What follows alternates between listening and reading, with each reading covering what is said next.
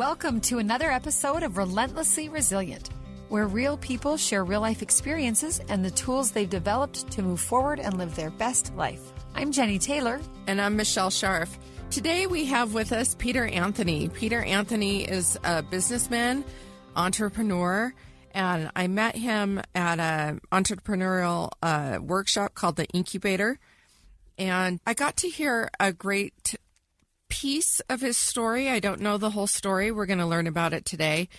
But he's working with a group, which we'll have him tell you more about, on cyberbullying, which, you know, as a mom and my former job as a lobbyist, I was all about teaching the community about cyberbullying, about the risk of our children and the internet and apps and stuff like that. So scary. I was excited to be able to have a little bit deeper conversation, and we thought that we'd record it. So welcome, Peter.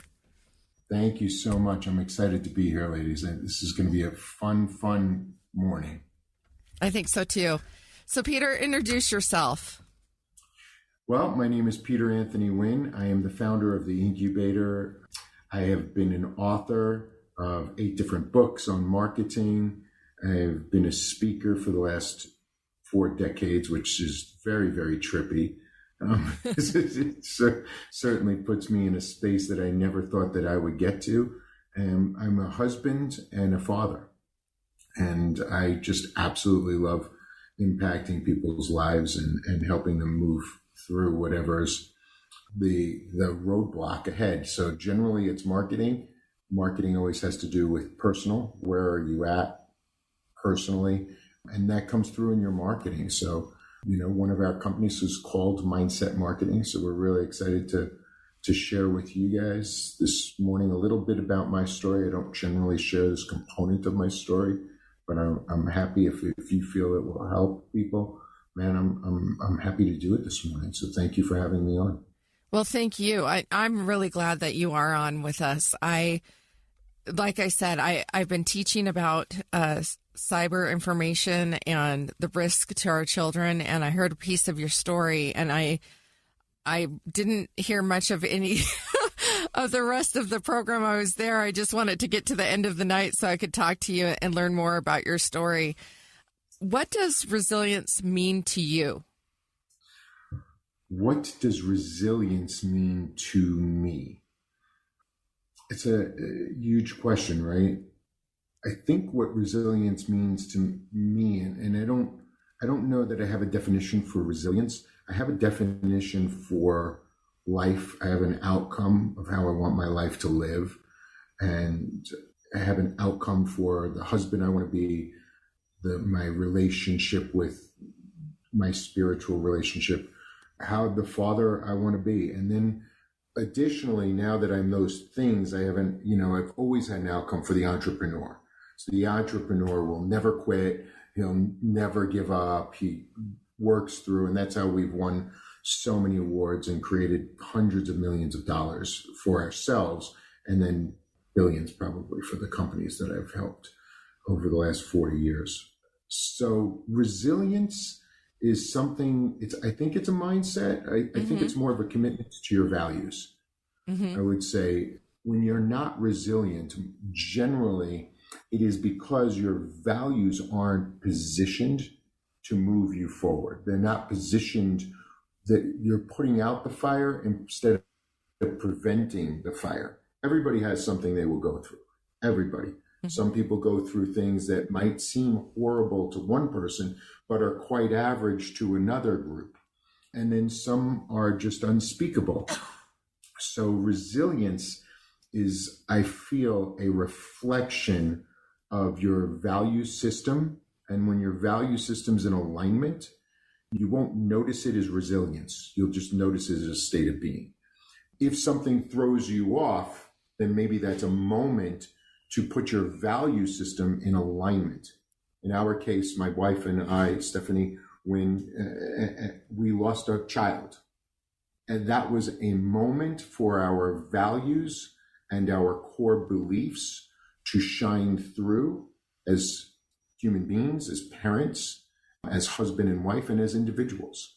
So I think that we spoke about that, and we were able to beat the odds, so to speak. But it would have happened either way, simply because our values were congruent and in alignment with our outcome.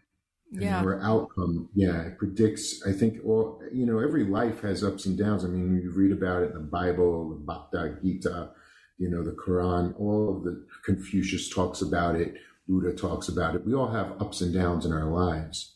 So I think that resilience is really a reflection of the foundation that you've created. Yeah, absolutely. It's definitely what it needs to be built upon in order to be strong, to get through those hard times, which we will all face. And which is why we have a podcast with never-ending stories to tell, right? So everybody has them. Every has many. Entrepreneur, on our podcast, No Apologies, we focus on the entrepreneur's journey. You're going to make money. You're going to lose money. Business is going to be great. And then there's a flood, or there's a recession, or best employees quit and become your competitors. It doesn't matter. Something is going to show up that's going to test your resolve. And I think resilience is a reflection of resolve. And resolve then becomes equal to your core values and beliefs. Did you believe that you deserved the life that you've been asking for? And did you prepare to protect that life? Yeah, I love that. I love the connection between resilience and resolve, or just that alignment, where maybe if you're feeling you're not as resilient as you want to be, it might be because you are living out of alignment with your values and beliefs. And I love that you brought up the Quran or the Bible or Confucius. I actually teach a class up at Utah State right now that looks at those different ancient religions and ancient philosophy and modern positive psychology to see that so many of those things you've just mentioned, you found them throughout the history of humankind, right? Like these aren't just brand new concepts we've come up with in the 21st century, but they've been studied in different religions and philosophies because they're true. Certain principles of resolve, of personal alignment, of how you face the world really does kind of influence how you receive the world, right? Like your own paradigm is what your experience is. So I'm excited to learn more about you and your story. Yeah, thank you. And well done teaching that at one of my favorite schools. It's a good school. Go Aggies. Yeah. So well done there. I think that when we talk about theology, right? And my background in theology is pretty intense. But when we talk about different theologies, the one thing that I think that separates Christianity from other theologies is that ability that in the philosophy of Christ, not Christ as a deity, sure, but Christ as a philosopher. In that philosophy, he's the only one who presented a path to resolve guilt through personal forgiveness. Mm-hmm. And if you study all the other theologies, they actually don't offer that, which separates Christianity deeply. So in my level of resolve, how I've gotten through even the moments that I'm facing today in this last 30 days or the last 60 days, as things shift and pivot in our lives, that understanding that we make mistakes, but we are designed to make mistakes and designed to be forgiven for those mistakes so that we can absolve ourselves of the guilt. Because when you hold on to the guilt, there's no way to move forward. All the resolve and resilience in the world will not move you forward if you're burdened with guilt, because the guilt becomes too heavy, and eventually the strength required is too deep and you can't overcome it. So Does that make sense? Yeah, no, I love it. It's powerful. Let's talk a little bit about that. So we know the disadvantage to hanging on to the guilt. We know the philosophy of the power of letting go of the guilt. Can we talk for a minute about how, either in any of your studies or your speaking or just your philosophing? Sure. We teach a whole course on Perfect. Teach us. but I'll start with the simple path for anybody who's ever studied Christianity. The simple path is redemption, right? You want to redeem yourself. You want to simply forgive yourself first, because forgiving yourself in my case, we'll talk about it a little bit, but I lost a daughter. As a father, I feel like I have these set of values and responsibilities that are reflective of those values. One of those responsibilities would be to protect your children at all costs, right? That's your design as the patriarch of the family. That is your design as the masculine role within, that's what gives you in your mind, in your ecosystem of your mind, that's what gives you your identity. And when that identity is so directly challenged, and I'll share this with you, in every language across the world, when a woman loses a man, a husband, there's a word for being a widow. When a man loses a wife, he's a widower, there are words in every language. When a child loses their parents, there is a word in every language for an orphan. In every language, every known language, in all of humankind, there is no word for when a parent loses a child. Yeah. There's no word to identify them because that level of pain is so deep and it's so out of syntax with what we believe the progression of human life is. It's so out of syntax that it's very hard for a human being to manage it.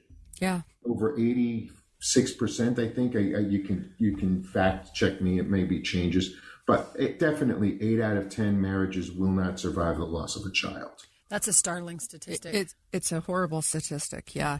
Horrible. Yeah. My wife and I are the exception because we're the exception to every rule, because we've set ourselves up in that. And in those moments, I had to support Stephanie in her ability to forgive herself as a mother and as a parent and as a human being, that perhaps your child made a wrong decision. And then you believe that decision is based on your lack of participation in their life. And that has nothing to do with it. Nothing to do with it. This weekend, we're doing Moms Against Cyberbullies. The reason that we're so adamant about that, because the influences to our children, to our society, to this moment are designed, they're by design with companies like TikTok, which is completely invasive of the understanding of human behavior and how they're feeding you all these 1-minute videos, which completely shatters your paradigm of the world. It completely dilutes one set of values to reinstall another. And anybody who doesn't understand that has really never studied anything about psychology. It is absolutely divisive.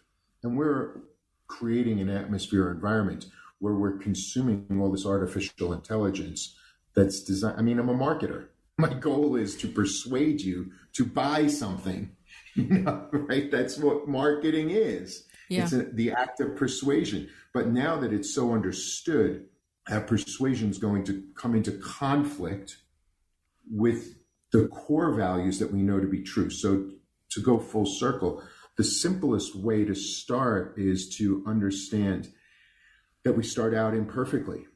We're born into greatness, but we generally, along the path, choose mediocrity. Mm-hmm. Oh, that's an interesting thought. We need to forgive ourselves. We need to find a way to get back to our greatness, and all greatness is the understanding of who you are, and that we're not perfect. We're the only species that thinks, right? That can communicate in this way, that can change levels of communication, that can manipulate in such a deep way our environment.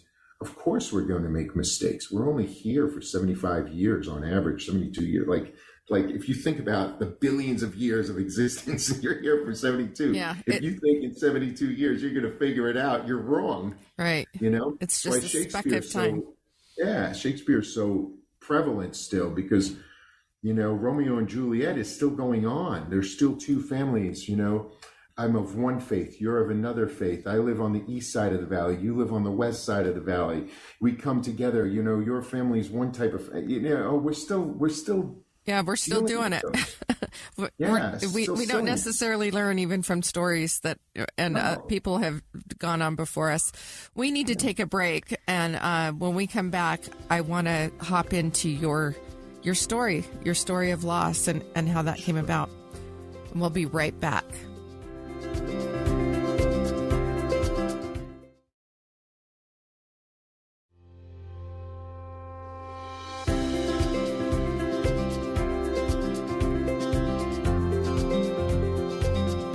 We're back.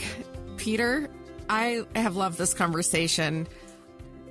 You know that I'm a podcaster and I have this podcast, but I'm actually just recently been certified in the Jay Shetty coaching program. All of the concepts that you're talking about are 100% everything that I've been involved in self-awareness for 30 years. So it's not like I just stumbled into this, but I wanted to raise myself to the next level, and I wanted to start helping and serving others to be able to get to that next level. And so I went and got certified as a coach, and I'm in the process of branding and marketing, and current clients that I thank you. Current clients I'm working with are a lot of what you talked about this morning are exactly the things that we're working to break through. Lack of forgiveness of self, not having a firm foundation in their values, and the disconnect that they've lived and how that has created an imbalance in their life.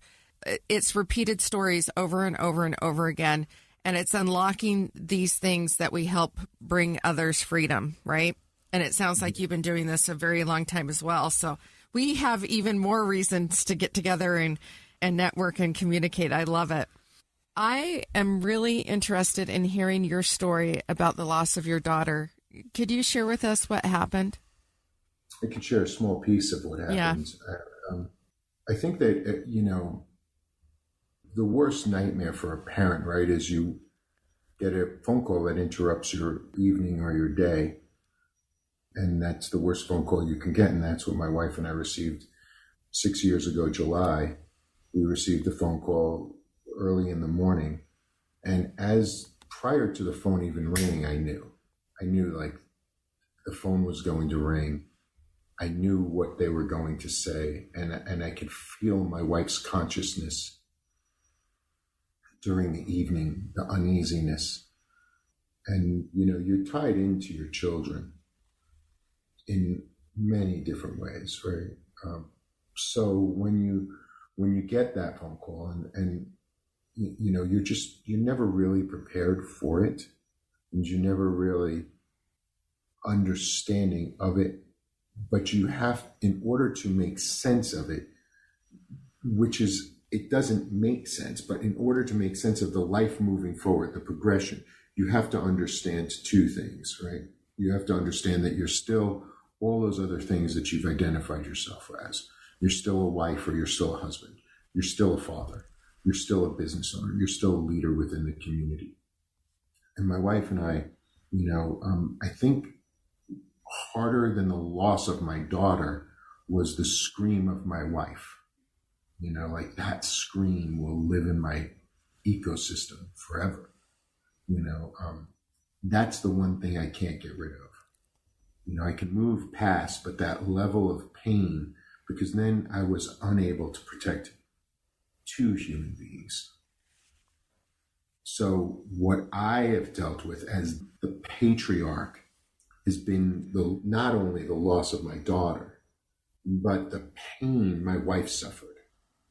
And I couldn't protect either one of them from those. And the circumstances of her departure are irrelevant, right? They seem relevant. As a father, you want to say, oh, okay, cool. Is there something dark and shady about it? And, I grew up on the East Coast in New York. I was born in Brooklyn to the type of Italian people that you see in movies, and so my nature was to go find the culprit, seek right? revenge. And then also simultaneously, because I studied pre-law. My friends are all in the service or in the Pentagon. Then I have two sides of this two dichotomies of this wild life, and both sets of, which was interesting, both sets of my friends said, whatever you need us to do, we will do.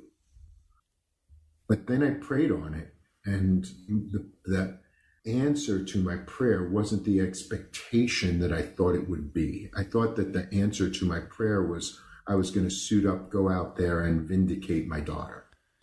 And then the answer to the prayer was, in that process, I would then be leaving 3 children fatherless, 3 additional children. So you have to, you really have to balance out what's truly important. And what was truly important at that moment was taking care of my wife, taking care of my children. Mm-hmm. And somebody, I've contributed several chapters to several books on loss. And I think the people don't understand it. You should never ask somebody, how did it happen? Mm-hmm. The worst question for one, because you're asking then that person to relive it. And you don't mean to put them in pain. Mm-hmm. You mean to tell them that you're empathetic. Mm-hmm. So, but yet every single person says, well, how did it happen? The natural curiosity. Mm-hmm. What I would suggest is if you ever know somebody who's in that pain, help them refocus on a compelling future that empowers them. Say, can you help me move this sofa today? You're now getting them out of, as long as they know that they're strong and they're capable and they're still useful, because there's going to be moments where they won't feel useful. They will feel disempowered. They will feel confused. Your goal as a human being to get them through those moments is to re-empower them based on re-engaging their usefulness in society. Mm-hmm. And specifically to you. People will do more to help others than they will to help themselves. In knowing and understanding that, the best thing you can do for that human being who's in pain is to help realign them with their purpose by getting them to help. And that's something I know for a fact Jay doesn't teach, because he doesn't truly understand it yet. He understands things on a he actually does. He does talk about service. He does talk about service. I know him very well. Yeah, he does talk about service and service and loss. No, he doesn't. And I would say that I would love to help them write their grief section. Yeah. Most people don't understand service and loss because most people, like in his case particular, he's never lost a girlfriend. Mm-hmm. After 3 years, he was asked by the monks to move on. And then in moving on, he came back to the UK, reconnected with his girlfriend, and they've been in love ever since and dedicating. But it's hard to tell somebody how to lose weight if you've never been fat. Right. Absolutely. Because all you can bring to the table is eat less and exercise more.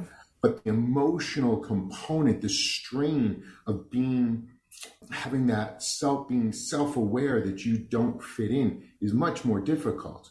So it's hard for certain people to coach people through that. Mm-hmm. I can only coach somebody through. Absolutely. That's a part of the story. This is the most interesting part of the story.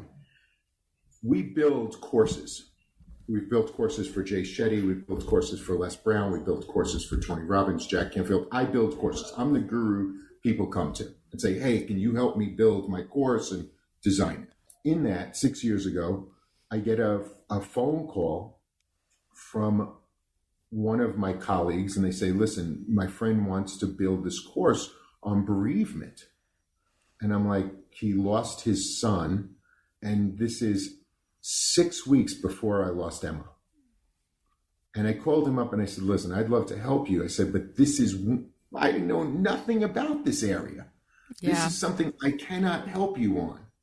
I can build courses on many things, divorce, relationships, all that stuff. That's easy because I've been through that, mm-hmm. building wealth, losing wealth, rebuilding wealth. All of that stuff's easy.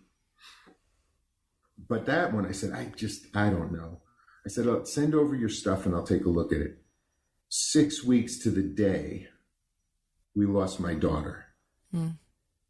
And I helped them build out their books, their courses over the following 2 years. But I never could have done it because I couldn't, the old Peter Anthony could never have imagined how to help somebody. I would have done the same thing everybody else does. It's like, are you okay? Is there anything I can do for you? You know, how did it happen? I would have asked all the wrong questions because I couldn't understand the grief. No matter how much you play the part and act through it, there's no way you can understand it. There's just no way because too many things are happening simultaneously that are firing off. I agree with what you said. Once we walk through it, we have a deeper level of empathy and understanding. And there's a lot of different layers to different kinds of loss. So and you're changed on a cellular level. Yeah. You know, when we understand that sounds create vibration, right? And we understand that words have power and that words can change us on a cellular level. Events change our culture on a cellular level. Well, that event changes the human being in a way that no one can predict. No one, not even the human being. You could think you're the strongest person in the world and fall to your knees. You could think you're the weakest person in the world and rise up. I love that you say that because I feel like when my husband was killed, I felt like half of me died that day, but it wasn't the left half or the right half or the top or the bottom. It was half of every cell in my body. Like I feel like I am a different person today than I was 5 years ago. You died that day. Yeah, the you I was. Old you died Absolutely. In that moment. And that's something that I would love to flesh out more. Let's take one more quick break and then come back. This has been really eye-opening. I've taken a whole bunch of notes of things that you've said that align with things I've thought, and yet you've taken it to the next level by putting it into some concise words for me. So thank you, and we'll be right back.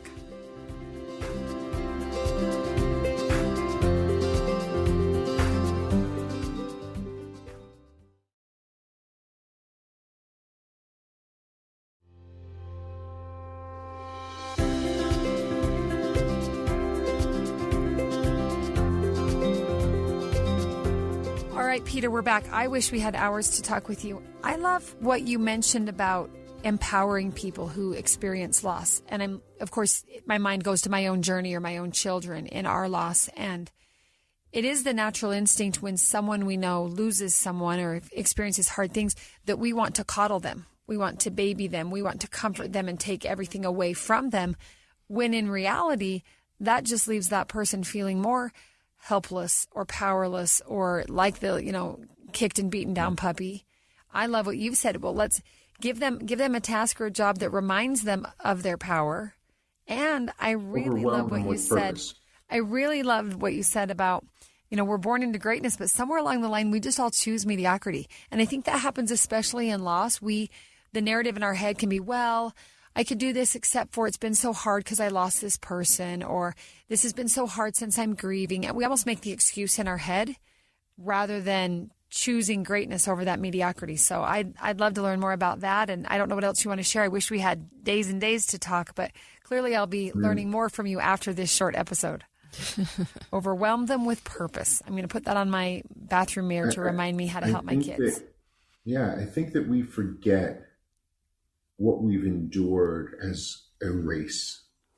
I can't imagine being part of the Holocaust. I can't imagine living in Rwanda in the 1990s and being Immaculate Ibugalusa. Like, I can't imagine being stuck in my house, hiding in a bathroom for 6 months while my relatives were literally being killed and murdered 6 inches from the wall that I was hiding behind. So I think that there's so much that we can do, and we underestimate our own resiliency, right? To bring it again full circle to your show, I don't think we can underestimate it, and it's impossible to overestimate. You're completely capable of any change that you want to endure, anything. Yeah. And we're born into that greatness. You're born into that capability. But people, because we choose as a culture mediocrity, people will choose the path of smallest and lowest resistance, which creates the tiniest of muscles. So, and the tiniest of results in life, the tiniest amount of happiness. There's so much more beyond whatever obstacle you're facing. And a lot of it is our mindset, and it's deeper than toxic positivity. It's deeper than just calling it out and saying, just be happy or just go do or just whatever. It takes courage. It takes courage to face the dark and to be able to step forward and through it. But the only way through any of our loss is through it.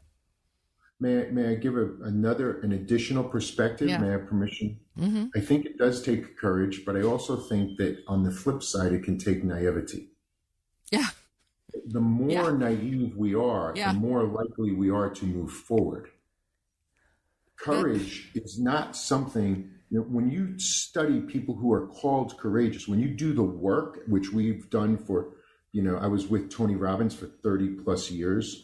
When you do the work and you understand and do the research and courage, those people didn't think they were being courageous. They weren't. No. They just reacted because of but if they started thinking about what's going to happen to my body when I run into that, 5,000 degree fire and start running through a minefield, they wouldn't have done it. Now, on the flip side, when you start to do studies, and I think Harvard and Princeton have done studies, maybe it was Stanford. I always forget the super schools that do these studies. They had questioned a series of people who committed violent crimes, that they're in jail for life, or their lives are being threatened. They said, and they said, we never thought that we would be that person. And that decision, that bad decision, happened in a moment. It is exactly the same as the good decision of the courageous person. It happened without thought. That reaction to the trigger, where we're either taking a life because we believe we're protecting our own or putting our life in risk to protect somebody else's, right? It's a trigger that happens. I don't know that it can be taught, but I would tell you that naivety could be taught. That if we dilute the veil of, or the over-conscious people talking about all of these new things that you have to address, you're making it harder for people just in and of itself. All of the rules and confines and constructs that we put on pronouns today, right, makes people less respectful because it creates resentment, where someone who grew up respectful would be respectful to everybody, regardless of pronoun, regardless of idealism, right? Because they were taught to just love everybody. They wouldn't discern. But when you're told that you need to love this person more and this person's different, and as soon as you tell them, as soon as you introduce that to the philosophy, that lack of naivety creates conflict in our minds, and we're not able to move forward as freely as we possibly could. So I think that the level, I think naivety is underestimated, right? If I knew then what I know now about being an entrepreneur, I would have gotten a job. Run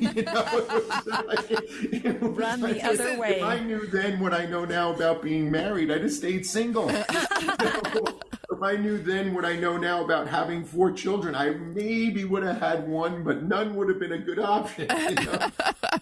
So our hindsight becomes 20/20, and our naivety is what drives us forward as a culture, as a species, as human beings, because we get to explore that. And when we take the challenge to do it, I think we really run into something beautiful and wonderful, and we can increase our awareness. I think that things like maybe AI would be a consideration of that. That's diluting our naivety. It's making wisdom. I mean, imagine wisdom is now on demand. Yeah, you can become wise instantly. That takes out the cellular change that we were talking about, that experience will give us, because now we get to avoid most of the experiences that create character. And character is the one thing that can't be defined. Right. Outcome can be defined, but character can't be defined. So it's interesting. It's interesting. I don't know if that's helpful. No, I love this. It's almost as if the naivety we're looking for takes us back to that innate capacity we have, that greatness that comes with us because we're human beings, that then we overthink. I know I'm an overthinker. Let's be honest. I am an overthinker. And I've written some notes to just stop overthinking it, because my inner person probably knows better where to go, what to do, how to achieve greatness than my analytical, worried person thinks. Absolutely. I have to find my own path. Think about when we're children. Trip myself left and right. We think we can do anything. If you tell my child, it's like, Papa, why can't I be president? Of course you can. Sure. And that moment you can. You don't see the barriers, the obstacles, you don't see that. But over time, we tell ourselves, I could never do that. I'm not good enough for that. I could never, or I'm not smart enough. Or when someone goes through a trial, we naturally say, oh, I could never overcome that. I mean, we tell ourselves all the time how incapable we are. I'm loving this naivety that just reminds us as a human race how capable we've always been. Yeah. So, okay, Peter, you've got to tell us, where do we learn more? How do we find you? How do we find all this coursework? It sounds like you've guided every other guru that has been guiding the rest of us for decades. I want your books. I want your website. I want all the free advice. Well, you can go to the INCubatorMastermind.com. Okay. And you can find out when our next events are. We do events. We have a whole event list. I'm pretty sure our app was launched yesterday in the App Store, the INCubator Mastermind. Okay. You can follow me on YouTube. We do have the podcast, No Apologies. On YouTube, are you Peter Anthony or are you the INCubator? The INCubator and Peter Anthony. Both, okay. You can find me on both. Yeah, our SEO is pretty strong. I imagine it is. Yeah. So, and there's a lot of really cool Peter Anthonys. There's Peter Anthony Holder, the comedian. There's a couple of cool Peter Anthonys, some designers, and but. So I won't miss out if I find the wrong one. No, you're going to find it. It's going to be a great journey.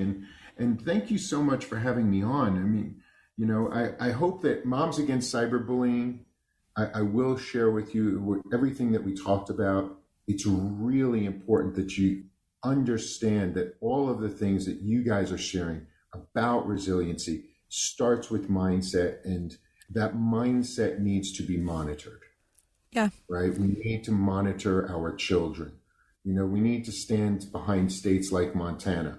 And I'm all for social media platforms, but not divisive ones. Yeah. So I think we need to be able to, as a culture, take a pause, look at something, determine what's going to be good for us and what might not nurture us in the direction that we want if it's not used properly. So no, that's so true and so powerful. This was really a lot of fun. Yeah. I didn't think it was going to be as much fun as it was. I know. I was like, I sensed that. You've got a great energy. Yeah. I sensed that this morning. I'm like, come on, Peter, you've got this. You've got this. This is not going to be hard. It's just a conversation. Oh, no. I've done a million podcasts, but I was like, resilience again. We're going to talk about you know what? I feel like resilience has been overused in media in the past maybe 5 years. It's been overused, right? But your slant is different. My slant is different. And we do have people coming on and sharing their traumas with us. And a lot of it. You have a great tattoo on your wrist. Oh, I have many. She's got a new one every time I see her. Yeah. Where's mine? Can you see it? Yeah. People ask me all the time. Oh, there you go. What does it say? And it's Incepto ne discitan. It means never shrink your purpose. Oh, I love that. I might have to steal that one for my next tattoo. There we go. Don't steal it. Borrow it. It's not. I didn't invent Latin. I know. But you guys can get the tattoos. I will put the Post-it note on my bathroom mirror. Same idea. Just no needles involved. My bishop's not happy about my tattoos, but it's all good, man. Yeah. It's all good. So I do think resilience has been often overused in media, and it's definitely Brene Brown made it a very much a quest, a key word that people have just picked up and run with it. But the part that people are missing is that it's actually a muscle that we have to strengthen and use.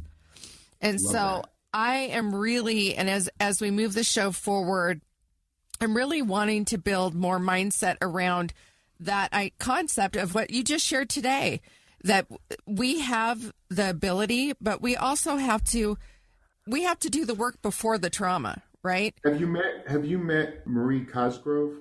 No. Okay, please remind me. I mean, there's a tremendous amount of gurus who actually are in the resilience space that are really cool. Yeah.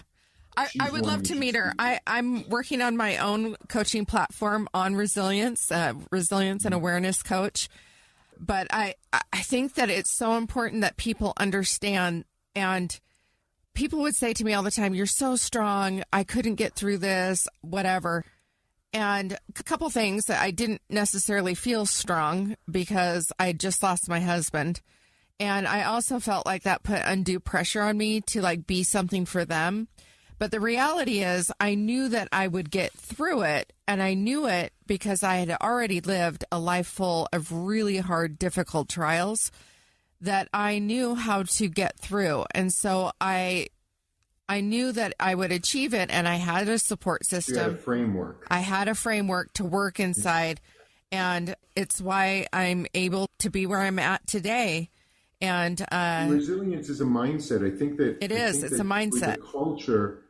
We have a culture of protecting, and we have a culture of edifying, and we have a culture of, enablement. Yes.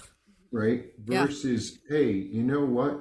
What's interesting is if you look at the culture of the early 20th century in America, during the progression and industrial age in the late 1890s through the early 20th century, we had a mindset of we can do it, we can overcome the environment, we can overcome this war, we can overcome the depression and the fall of the banks, we can overcome Nazi Germany, we can overcome Pearl Harbor, right? So if you think about it, we had this level of maybe a false bravado, which everybody thinks is false now, but I think it's so important. What they say that hard times create strong human beings. Strong human beings create soft times. Soft times create weak human beings. Weak human beings create hard times. Yep. And it keeps going. And I think we're in that cyclical moment. So I love that you're bringing this back to the forefront, and you're making people level up. Yeah. Just level up, man. Yeah, it's time to level up. Because we can. That's the thing. Because we can. And we're in a society right now where there's a lot of changes going on economically, politically. There's a lot of unrest. Sure. People feel it. They don't feel confident. But you know what I know about myself and about the human spirit is just the things that you said. We have a great ability to step up to the challenge. So it's not about being fearful of the challenge. It's about rising to the occasion. Yeah, it's about encouraging challenges. Yeah. I want to be challenged. Yeah. It's like, hold on a second. I woke up. It's sunny again. There's no rain. I turned on the water. It came out. It's clean. I took a shower. I put on my really cool Versace suit. It's so wonderful that I have everything I want. And then the people who have everything they want, they become substance abusers. Right. The rock stars become the substance abusers. And then when they start to lose everything, they're like, hold on a second. Maybe I didn't have my character in alignment. And then they become like beautiful vegans who stop drinking alcohol. Yeah. Then they find whatever their spiritual journey is. Then they realize, oh, maybe those guys had it right. Yeah, and you see that on repeat all the time, right? You see it on repeat. And it's not really about wealth and money. Like wealth and money will never bring you happiness. I'm going to close because we've got to go. We've got another guest coming on in 2 minutes. But I want to close with this statement that my late husband used to always say, if you can't be happy with nothing, you'll never be happy with anything. Oh, that is so good. Going on a Post-it.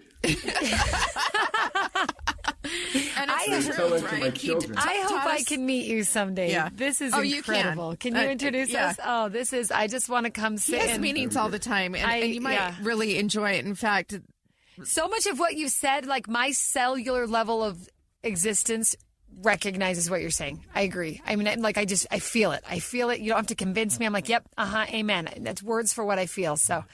Well, Peter Anthony, I really appreciate having you on today. Thank you for joining us. You. And I'm sure I'll see you at one of your other events.